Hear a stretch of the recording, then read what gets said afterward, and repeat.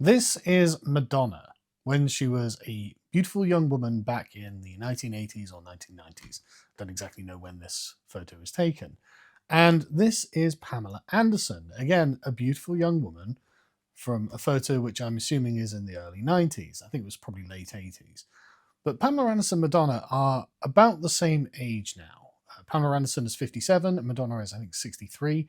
And they were both what we would call pin-up girls, as in you would put up a poster of one of these attractive young women on your wall when you were a teenage boy back in the late 80s and early 90s. And I'd know because I used to have a picture of Pamela Anderson on my wall when I was a teenage boy. It was all quite tasteful. It was just her from Baywatch wearing a bikini. And you can see why teenage boys would like these ladies. They're both very, very beautiful. Now, I thought we'd have a bit of a more sort of philosophical look at the nature of what it is to be a man and a woman, and the nature of, combine that with the nature of being human. Because being a man, unless you are incredibly good looking, like me, I'm joking obviously, then very rarely are your looks something that you can trade on for social influence, for status, for a career, for anywhere that you are going. If you're just a regular, normal looking 5 out of 10 guy, which I've always been, then it's not your looks that get you women, it's not your looks that get you jobs, it's not your looks that get you noticed when you're in social settings. It has to be something else. And often, average looking men and women are forced to develop personalities. However, beautiful women are graced with something unusual in their younger years.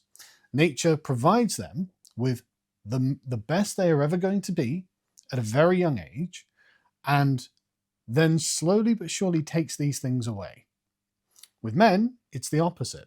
If you are just, even if you're a handsome man, men acquire status as they age. Women tend to lose status as they age. And this is something that I think our modern culture is not good at preparing women for. And I think we're doing them a disservice by doing that. And the reason I've got here Pamela Anderson and Madonna is that Pamela Anderson has decided to take a different road to this kind of strange loss of status that women, I think, experience throughout the course of their lives. And I think it's entirely laudable and entirely respectable, and actually something that is a good example to young women. So it's one of those things where this is a video that really I'm speaking to young women. Don't know how many young women will end up watching it, because this doesn't apply so much for men, because it's an old canard that men tend to age better, and like a fine wine, they get more handsome and more attractive as they age, which is why a lot of women are into older men, whereas very few men are into older women, especially past a certain point. I'm trying to be tactful about this. And the gravitas that men develop is often something that women tend not to have to develop throughout the course of their life. And so they feel isolated and lonely towards the end of it. In fact, this is the subject of many, many, many different articles. If you just type in older women invisible in Google, you'll find dozens and dozens of articles on this, where older women feel like nobody is paying attention to them. Because when they were younger, when they were attractive young women, lots of men paid them attention. Lots and lots of men saw them all the time. And even if they weren't approaching them or something like that, they would still be aware of the noticing of the young woman by society at large. Other women are noticing them through a sort of more competitive lens, and men, I guess, are just kind of eyeing them up a little bit, or at least just being aware that they're there. The same is not really true for young men, unless you seem like a violent lunatic who people are afraid of. If you're just a normal, well-bred young man, then the world can feel quite lonely. No one pays any attention to you. And so this feeling of invisibility is something that actually a lot of normal young men feel on a daily basis. And one of the best examples of this, I think, comes from a book by a lesbian woman called Nora Vincent, who dressed up as a man for 18 months and then reported her findings after infiltrating male spaces as a slightly effeminate but presumably male man back in, I think it was 2011. And she came to the conclusion that men lead very lonely lives, and she didn't like it. She felt that this was something that was, I don't want to say oppressive, but that's kind of where she was going with it. And she ended up committing suicide over this. So, take that for what you will. And so the feeling of invisibility that women grow into, well, that's basically what becoming a man is like. And if you're a beautiful young woman, you're used to the world, and you don't even have to be that beautiful, really, just a passable young woman.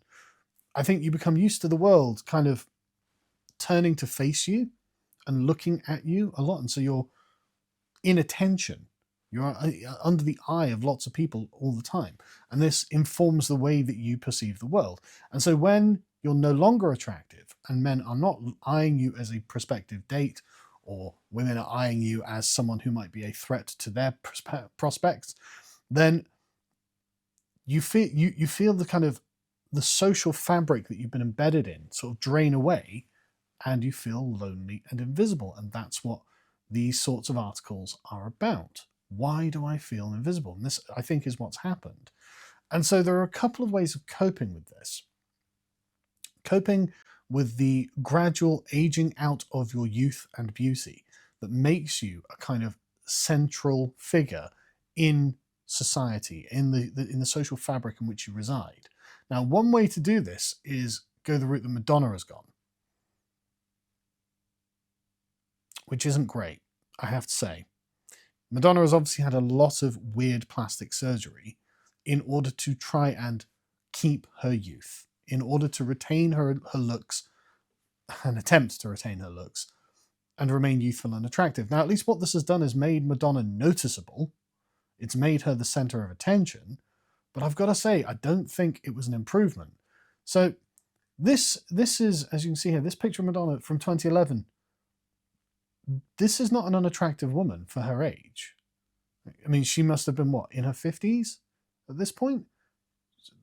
50 something? I mean, well, 49, 50, something like that in 2011. So she's a very attractive woman for 50 years old in that photo. There's nothing wrong with her at all.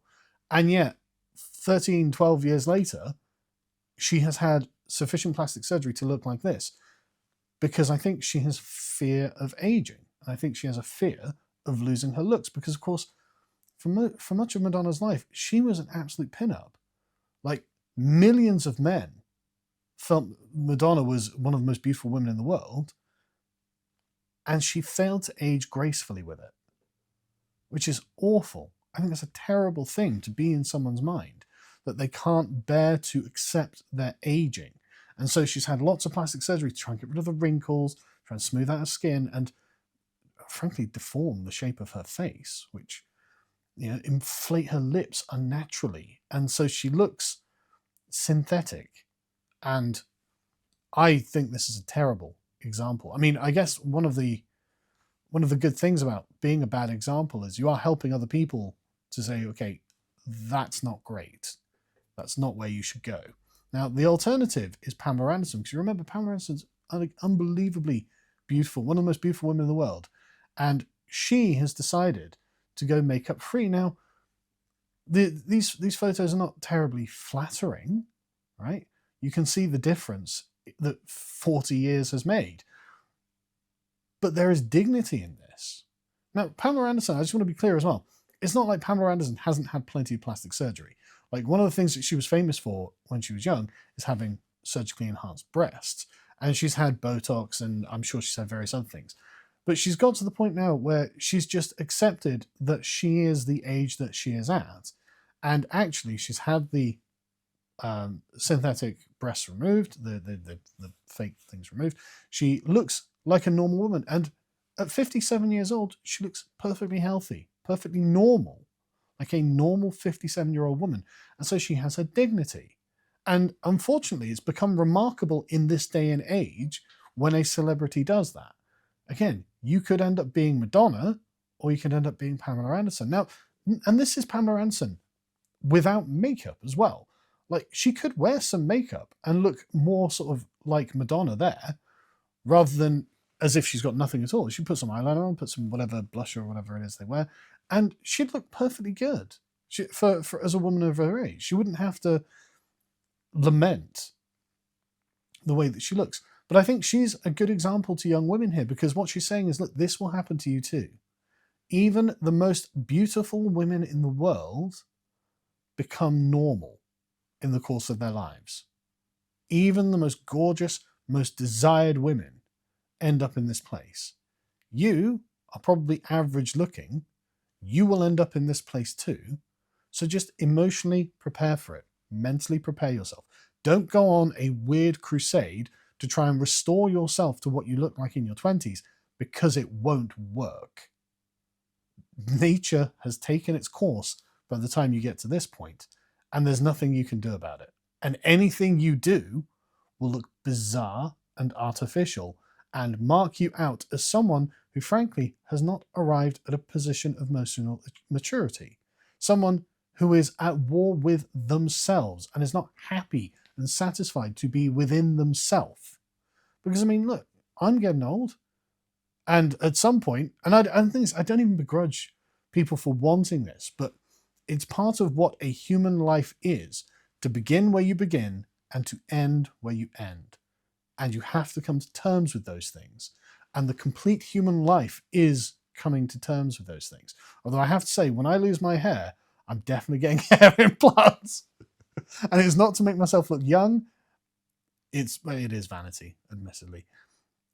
But also to keep my head warm. I don't like wearing hats. But my point being, I can understand the impulse behind this.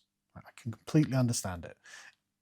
And like I said, I'm getting old myself. I've thought about dyeing my beard. I'm not a big fan of the bags you end up getting under your eyes, or the crow's feet you end up getting, or the grey hairs you find in your head. And if you're a man losing your hair, it's not fun, and you are having things taken away from you by nature itself. But unfortunately, a part of being an adult and a part of maturity is coming to terms with it. And again, I've got to say, if my wife ends up looking like Madonna on the left there when she's 50 or 51, whatever it was, that's no bad deal, man. Like, add 10 years onto Madonna there, she would have looked fine. 60-year-old wife would have been fine.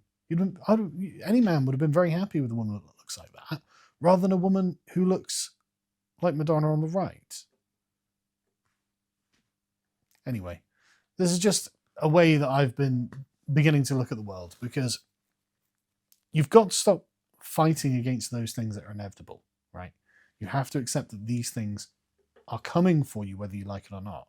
And the way that women avoid invisibility is through their family, right? You will arrive at the position of matron at some point in your life. The maiden, the mother, the matron is a stereotypical life cycle of a woman throughout all of human history up until the modern day, where we are insistent on trying to retain the position of maiden, which is not going to happen. You're not going to remain a young woman. You're not going to remain a young man. Prepare for the next stages of your life, because there is dignity in moving into them, and they come with benefits if you embrace them. And one of the things I think a lot of older women are failing to do is have families. And so when these women arrive at these points, they are not prepared. They're not the kind of person who can move into the matron role. As in, they can't say, well, look, okay, I've got my kids and I've got my grandkids, and they will witness you. They will see you and recognize you and be the people who make sure you don't feel like you're invisible anymore. That's what they're for. That's what nature has intended for us. Whether we like it or not, this is evidently the case. And I see it in my own mother. My own mum is the center of my children's world when she comes to visit, or when we go to visit her. She loves it. She, more than anything in the world. Like, occasionally I'll see her hugging my grandkids with just this smile of bliss on her face. She's the happiest I've ever seen her in my entire life when she's giving my children a hug. she doesn't feel invisible. She doesn't feel like nobody notices her because they're all over her. They love to see her and she loves to see them. And that's the archetype that nature intends for women when they arrive at that age. And if you don't move into it by taking the right steps when you're young, when you are beautiful and you have the means to begin that journey, and you end up alone and lamenting the loss of that status because you didn't make preparations when you were young to arrive at when you were old, well, this is going to keep happening. And honestly, you won't have anyone to blame but yourself.